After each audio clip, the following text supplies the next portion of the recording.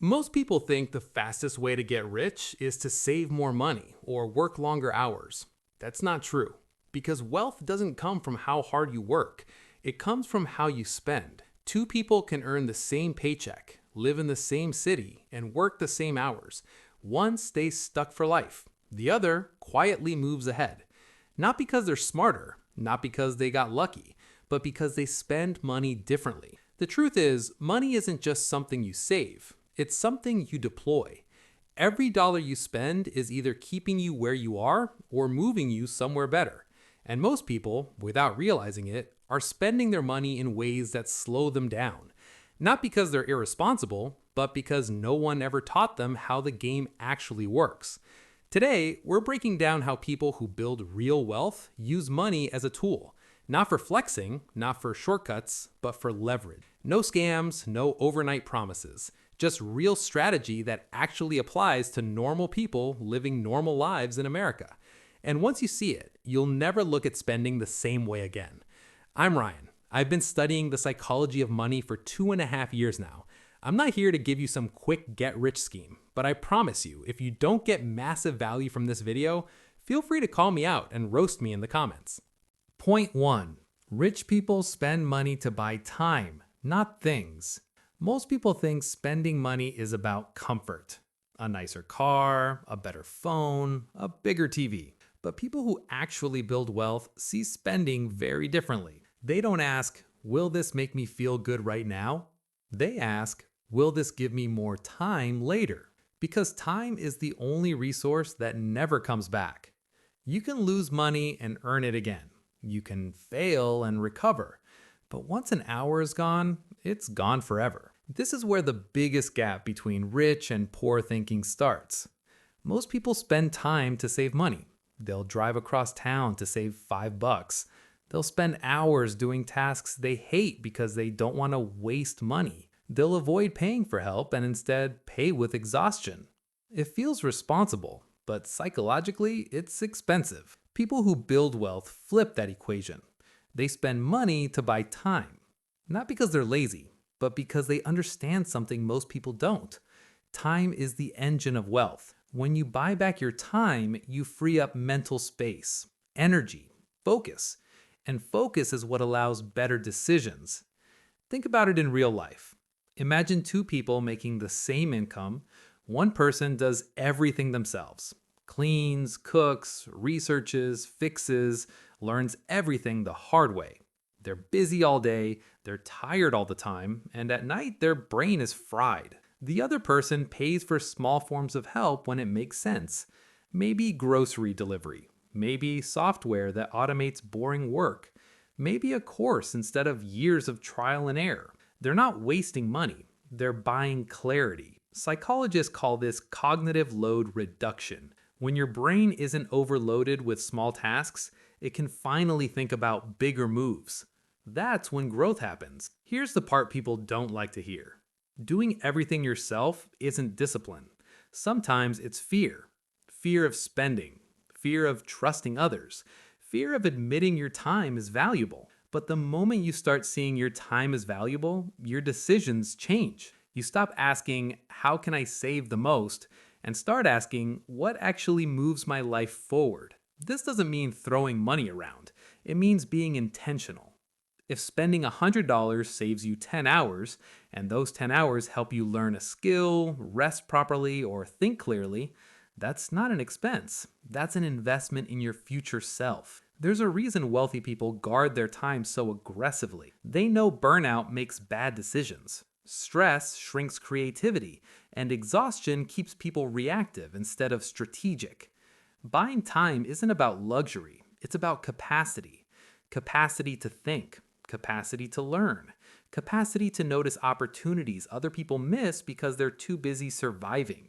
And this is especially important in America, where being busy is almost a badge of honor. But busy doesn't mean effective. Busy often means trapped. The people who quietly move ahead aren't doing more. They're doing less of the wrong things. They understand that every dollar spent should answer one question. Does this give me more freedom later? If it does, it's worth considering. If it doesn't, it's probably just noise. And once you start thinking this way, money stops feeling tight because now it has a job. It's no longer just something you earn and protect, it's something you use on purpose. Point 2, rich people spend money to increase their earning power. Most people spend money to make life easier right now. Wealthy people spend money to make themselves more valuable over time. That difference changes everything. Because getting rich isn't about how much you earn this year. It's about how fast your earning ability grows. Two people can start with the same job, same salary, same city. 5 years later, one is still capped. The other has doubled or tripled their income. Not because they worked harder, but because they invested in themselves differently. Here's the truth most people miss. Income follows skills, not effort. The world doesn't pay you for how tired you are. It pays you for how hard you are to replace. Most people try to save their way to wealth. They cut coffees, they hunt discounts, they delay spending on themselves. Meanwhile, the people who move ahead are quietly asking a different question. What skill, if I learned it, would make me more useful? In psychology, this is called human capital investment. It's the idea that your brain, your skills, and your judgment are assets that can grow in value. And unlike money in a savings account, skills compound. Think about it in real terms. A person who learns how to sell, communicate, code, manage, analyze, or create doesn't just earn more once. They earn more everywhere. At work, in business, in side projects, in opportunities that don't even exist yet. That's why rich people aren't scared to spend money on learning. Not because every course is good, not because every mentor is worth it, but because they understand the math. If a skill can raise your income by even a small percentage, it pays for itself over and over again. Most people hesitate here because they want certainty. They want to know, will this 100% work? But wealth doesn't grow in certainty. It grows in calculated bets. Psychologists call this delayed gratification with confidence. You're willing to spend now because you trust your ability to apply what you learn later. Here's where people get stuck. They think learning only matters when you're young, or when you're in school, or when someone tells you to. But the people who build wealth treat learning like maintenance. Just like eating well, just like exercising, just like sleeping. They're always upgrading how they think. And here's something important. This doesn't mean chasing every trend. It doesn't mean buying hype. It means asking honest questions like, does this skill increase my leverage? Does it give me more options? Does it help me solve bigger problems? Because money flows toward people who solve problems. The bigger the problem you can handle, the more you get paid. Most people avoid spending on skills because it feels uncomfortable. You don't get instant results, you don't get applause, and you don't always know if you're doing it right. But that discomfort is exactly why it works. Comfort spending keeps you where you are. Growth spending changes who you are. And once your skill set changes, your income ceiling changes with it. That's why rich people don't see education as a phase. They see it as a strategy. They know that jobs can disappear, markets can shift, but a sharp mind travels everywhere with you. So when rich people spend money, they're not asking, will this impress someone? They're asking, will this make me harder to ignore? And that mindset alone puts them on a completely different path. Point 3. Rich people spend money to change their environment. Most people think success is about motivation. Rich people know it's about environment because motivation fades. Environment shapes you every single day. You can be smart, hardworking, and disciplined, but if you're surrounded by the wrong people, in the wrong rooms, with the wrong expectations, you'll stay stuck longer than you should. This is one of the hardest truths to accept. Your income is heavily influenced by who you're around. Not in a cheesy networking way, in a psychological way. Humans subconsciously adapt to their environment. We copy what feels normal. We aim for what feels possible. Psychologists call this social norm theory. Your brain sets limits based on what it sees around you. If everyone you know is struggling, struggling feels normal. If no one around you talks about growth, growth feels unrealistic. This is why wealthy people are very intentional about where they spend their time and their money. They pay to be in better environments, not because they want status, but because environment upgrades behavior automatically. Think about it. Put the same person in two different rooms. Room 1, everyone complains about work, bills, and stress. Room 2, people casually talk about ideas, investments, skills, and long-term plans. Same person, different future. And here's the part most people misunderstand. This doesn't mean chasing rich friends or pretending to belong. It means slowly placing yourself in environments where growth is normal. That might look like a paid community, a class, a workshop, a professional group, a gym where discipline is the standard, even moving to a slightly better area when possible. Rich people understand something simple. Proximity changes perception. When you're around people doing better than you, your brain updates what feels achievable. Suddenly, things that felt impossible start feeling practical. Not easy, but possible. This is why rich people don't just spend money on things, they spend money on rooms. Rooms where information flows faster, standards are higher, conversations are different. Most people avoid this because it's uncomfortable. You feel behind, you feel quiet, you feel like the smallest person in the room. But that discomfort is actually a sign you're growing. Psychologists call this optimal discomfort. It's the zone where learning accelerates. Poor environments keep you comfortable and unchanged. Better environments challenge you without even trying. And here's the key point that keeps this realistic. You don't need elite rooms right away. You just need better than before. One step up, one level higher, one environment that stretches you slightly. Because once your environment changes, your habits change without force.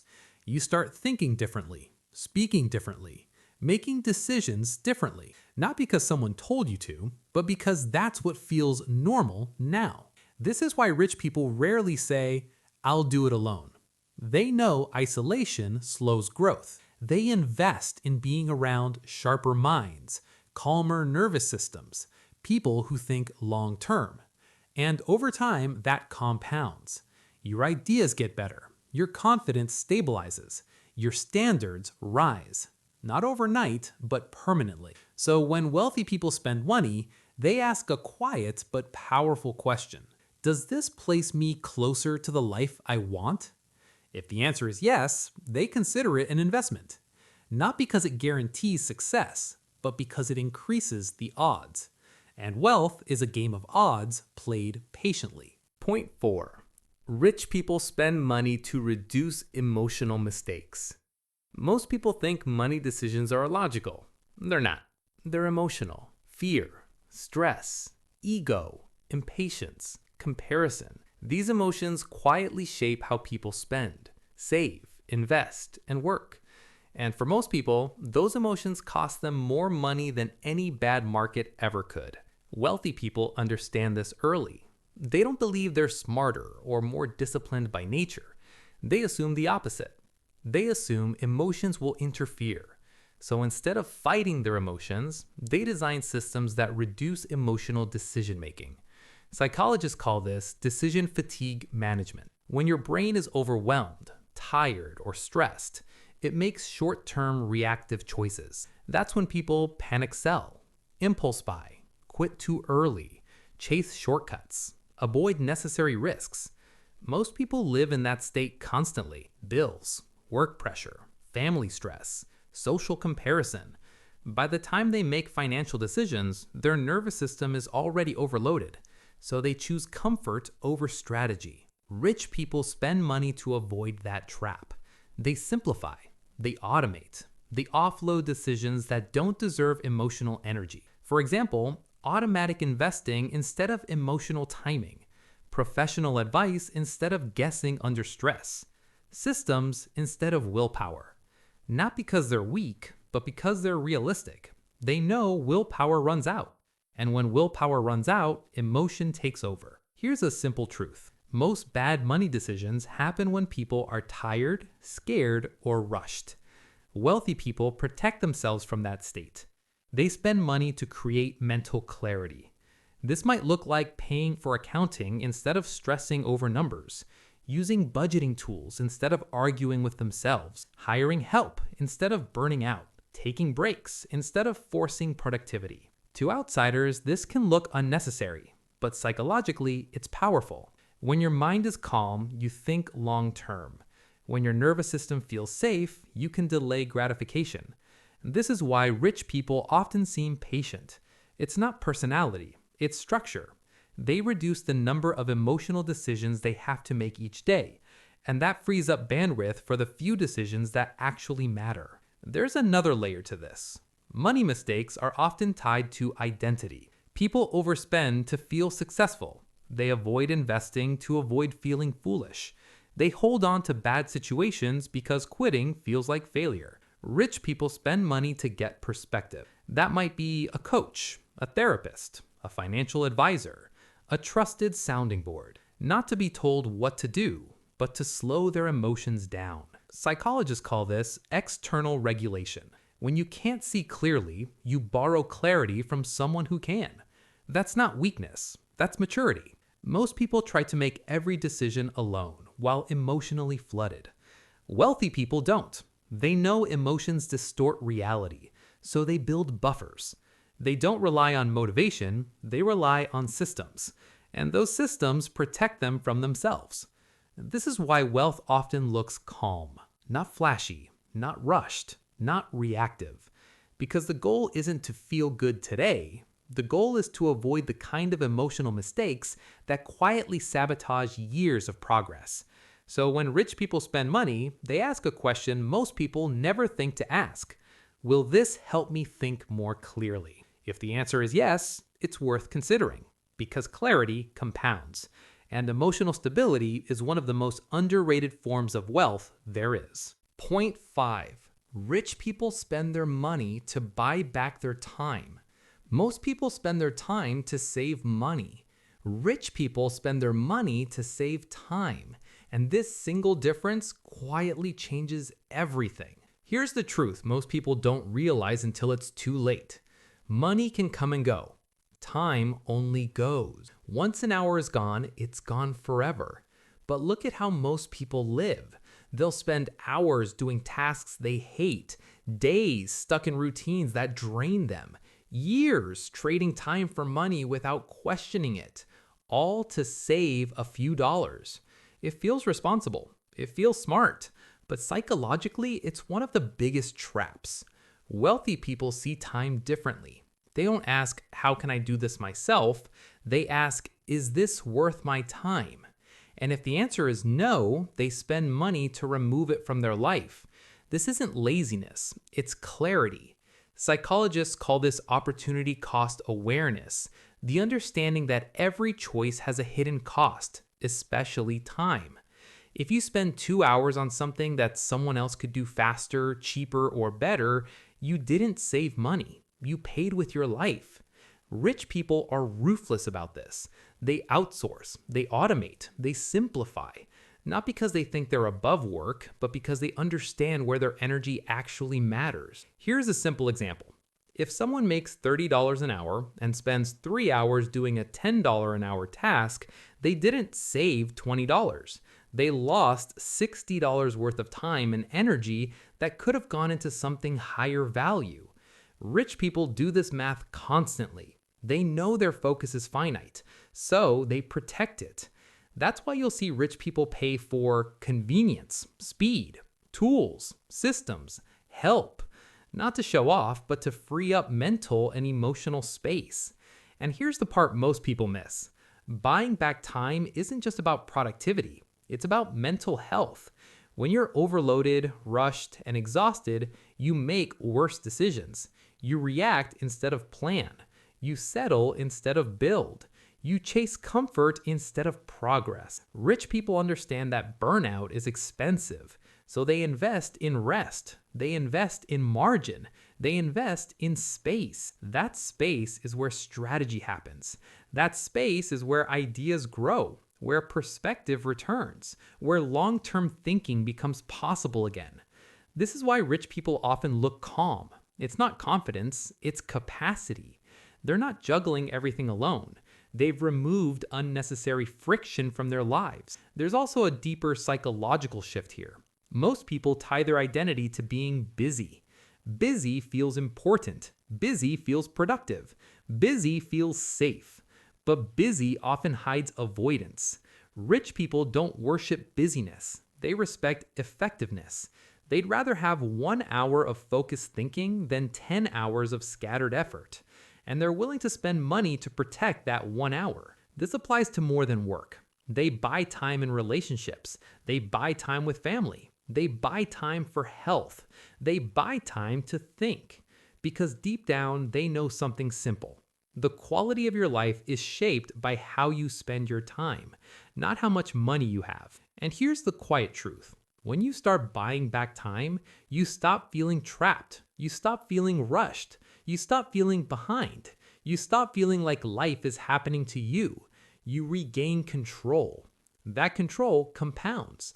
Not overnight, not magically, but steadily. And that's how real wealth is built.